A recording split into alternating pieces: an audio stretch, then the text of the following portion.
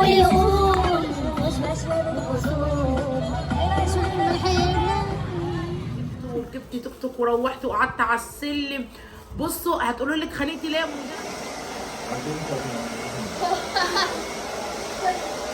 أنا عليها السلام عليكم.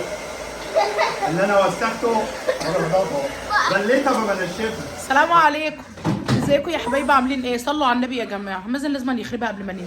ولا بخربها ولا حاجه. صلوا على النبي وما تنسوش تحطوا لايك للفيديو. الواد احمد عايز يجي يصورني كده يوريهم شكل الاسدال بتاعي. لا استنى اوريهم شكلك الاول انت. وريهم يلا الشياك. شكلي سرقت الناس عادي. لا لا لا لا والله شكلي سرقت الناس. ارجعي يا جنى لورا يا جنى كده عشان اخد عشان يشوفوكوا انتوا لابسين ايه. تعالى انت بقى كده. بصوا بقى يا ولد ضرب عليا كده يا ولد انت وحلاوة ريان. عامله ازاي؟ ايه رايكم يا ولاد؟ 5 موا. خدوا بالكم من مازن. صلوا على النبي وما تنسوش تحطوا لايك للفيديو. وتعالوا بصوا بقى احنا خارجين نتفسح شويه. نتفسح ونشوف احنا هنشتري ايه وهنعمل ايه. ونتفرج كده على اجواء رمضان. كل سنه وانتم طيبين. اللي احنا فيه مفتوحه يا ولاد، حد يقفل الميه جت. المهم زي ما انتم شايفين كده دوت الستايل بتاعنا الجديد. ايوه طبعا انتوا العبايه دي مش غريبه عليكم، العبايه دي اللي كنت لابساها في الفرح، واخدين بالكم؟ لو خدتوا بالكم يعني. الستايل الجديد بتاع مازن ده بقى ايوه. يا عيني لسه دي من هدوم. استنى تعالى يا ريان. دي من صورة بقى. اللي كان مخبيها. بصوا اللي مازن ده من الهدوم اللي انا كنت جايباها له من 3 4 شهور. اديها له. فتحش على صدره. اهو. المهم ايه، احمد طلع يجيب الشنطه من فوق الدولاب. اقسم بالله العظيم لو اقول لكم على اللي مازن عمل عمله. مناح. مسك انت بقى. بصوا خلاص كمل احكي. بصوا فرج الدنيا على احمد. وعشان ليه وليه ان احمد يعني بيقول له يا بابا اخد يا بابا التيشيرت ده الابيض ده البسه. تيشيرت. بس انا بس اوريكم، عايزه اوريكم الجزمه بتاعت احمد بقى. اوريكم بقى الستايل أحمد بتاع بيه.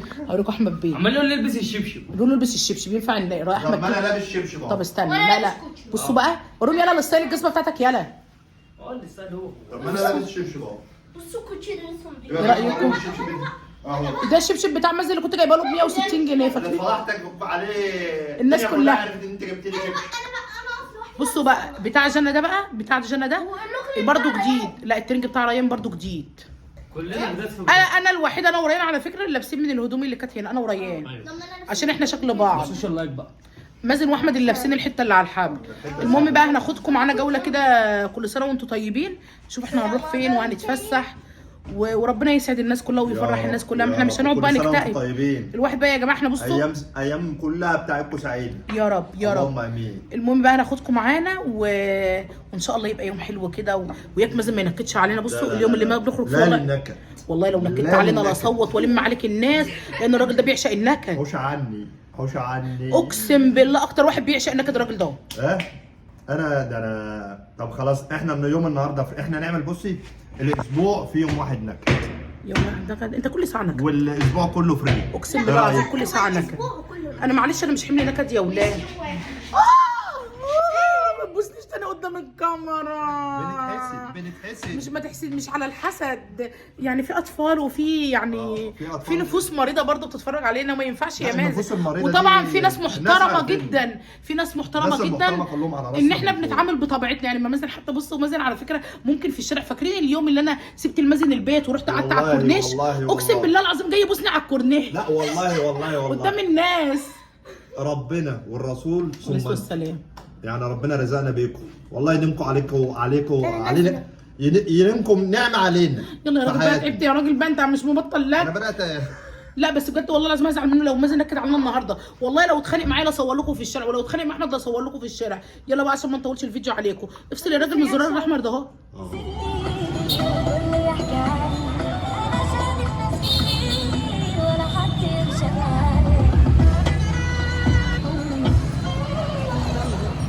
سيبوا اللي يقول. السلام عليكم. السلام عليكم. يا مازن.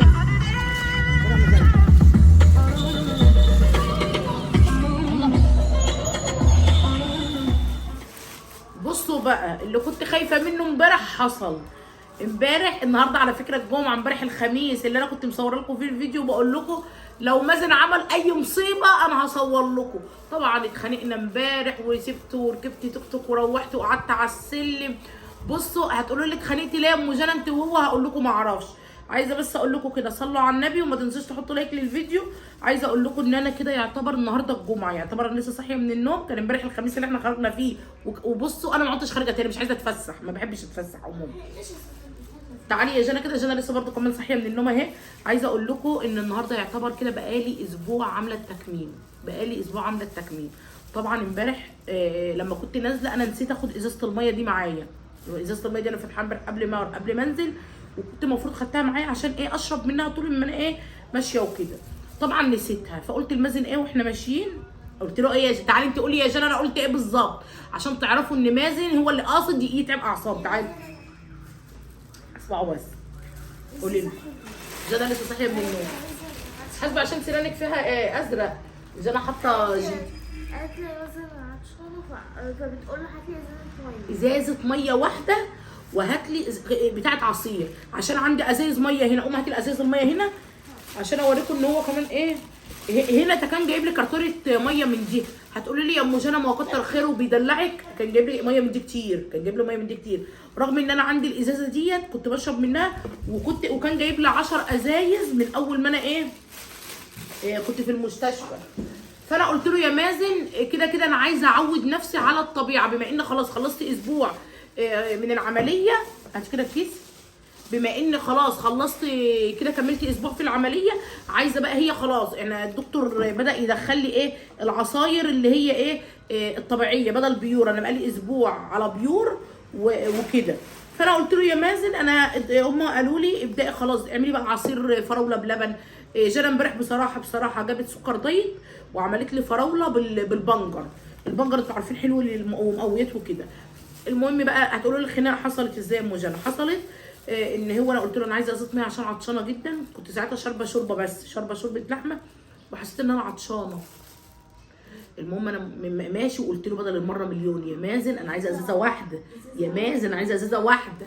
المهم تقولوش مازن يعني ما اعرفش بقى ما اعرفش. المهم هو عارف ان احنا التكميم بصوا انا طبعا بقالي اسبوع ما باكلش.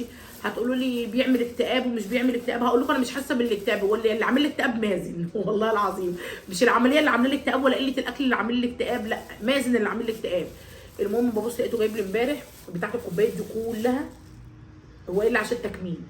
طب ايه جاب التكميم للكوبايات دي؟ اول حاجه انا عندي ازايز ميه هات وعايزه اعتمد. يعني انا امبارح حلفت ان انا ما اشربش من الميه دي، امبارح مش هشرب منها ولا هشرب من العصير البيور ده، وخليت جرى عملت لي عصير وشربت ميه من الحنفيه. ما حصليش حاجه، ما متش ولا حصل لي اي حاجه. انا عايزه اتعود ان انا ابقى طبيعيه، مش معلش انا مش عايش طول عمري على الميه دي اول حاجه. المهم بقى لقيته جايب لي بقى اللي هو العصير البيور ده اللي هو الرمان. لا سيبي عادي يا جنى، ده عصير انا كده كان نفسي فيه، من بقالي كام يوم. قولي لها بابا مش هنا اقفلي. عايزه اقول لكم اصلا ان انا اصلا كنت بدور على اللي هو البيور اللي هو الرمان ده لان كان نفسي فيه بصراحه، فما كنتش لاقيه. فلما جابه بصراحه حلو، ده كده كان مطلوب. غير كده بقى لقيته امبارح جايب لي هتقولي لي يا ام جنى هو حد يلاقي الدلع وما يتدلعش؟ يا ستي انا اضرب مصلحتي. انا هقول لكم على حاجه. لما الدكتور بدا يدخل لي الزبادي واللبن من رابع يوم التكميم، انا بصراحه ما جبتش زبادي خالي الدسم اللي هو المعلب والكلام ده، لا كان عندي زبادي في الثلاجه من اللي هو الزبادي البلدي العادي بتاعنا. قلت لها ينفع ان انا اشيل الوش وعادي يا جنى ينفع اشيل الوش واكل منه عادي؟ قالت لي ينفع. المهم فبيني وبينكم ببص لقيت استاذ مازن جايب لي اللبن ده، جايب لي ده بقى مش جايب لي علبه واحده، هوريكم جايب. بصوا جايب لي ده كده، بصوا جايب لي اللبن ده، رغم ان انا لما قلت لها ان انا اكلت الزبادي البلدي اللي هو الفلاحي بتاعنا، قالت لي ده احسن من اللي هو ده. يعني انا لما انا كان في نيتي بقى اعمل بقى اجيب لبن خالي الدسم اللي هو اجيب لبن حليب بتاعنا العادي، اجيبه اغليه ابيته يوم، اشيل القشطه من عليه زي ما انا بعمل ومعوده عيالي ده الطبيعي، دي الحاجه الحلوه الصحيه. لكن الحاجات اللي هي المبستره دي انا مش بحبها على فكره ومش برشحها.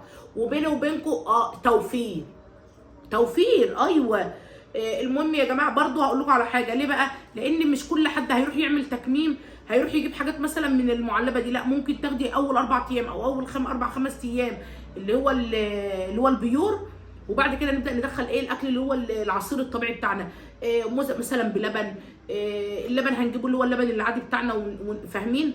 فانا مش يعني اللبن ده اكيد الازازه دي كام؟ تبقى معديه 30 جنيه اكيد، معديه 30 35. وكان في امبارح فاتوره بس انا ما اعرفش الفاتوره فين، واخدين بالكم؟ فالواحد لازم يسهل على نفسه، مش معنى ان انا عملت تكميم ومعايا فلوس وان انا ربنا كرمني او انا رايحه جايبه مثلا ازايز ميه، لا انا جبتها مثلا اول اسبوع وخلاص، اول اسبوع وخلاص. ابدا بقى ايه؟ اعيش طبيعي، اشرب ميه طبيعيه، ميه عاديه بس اشرب بالراحه. ابدا اعمل عصير اللي هو البيت. قولوا لي لو انا غلطانه قولوا لي. المهم اول بقى ما جاب لي الحاجات دي في العربيه امبارح قعدت اتنطط واصوت واعيط واقول له والله ما انا شرباها، والله ما انا ضايقاها.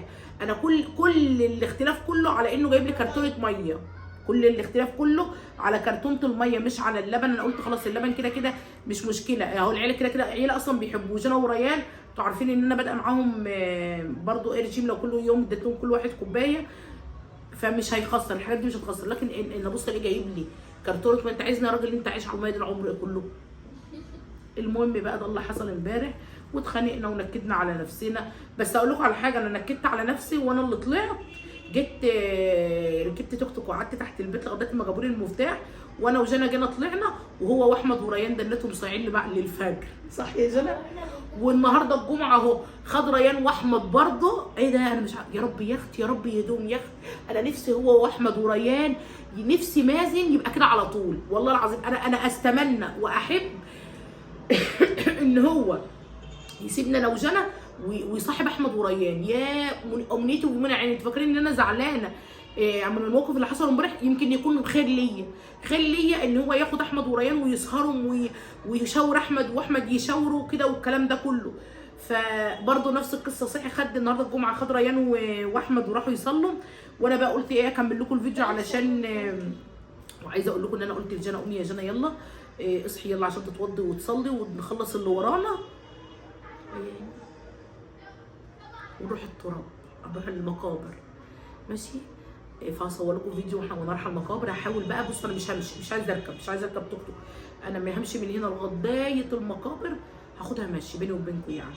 فانتظروني بقى كده ونشوف الدنيا فيها ايه، واشوف وشكم على خير، وقولوا لي لو انا كلامي غلط هو خير. وانا برضو شايفه بصوا، بس انا يعني ايه برضو يعني ايه ممكن برضو حته ان انا مش واخده. الناس كتير قالت لي وسعي عشان الاضاءه، ناس كتير قالت لي العمليه بتعمل اكتئاب، بس هو مش اكتئاب على فكره. انا مرتاحه جدا ومفيش اي حاجه، بس المشكله ان يعني ايه لازم نمشي امورنا.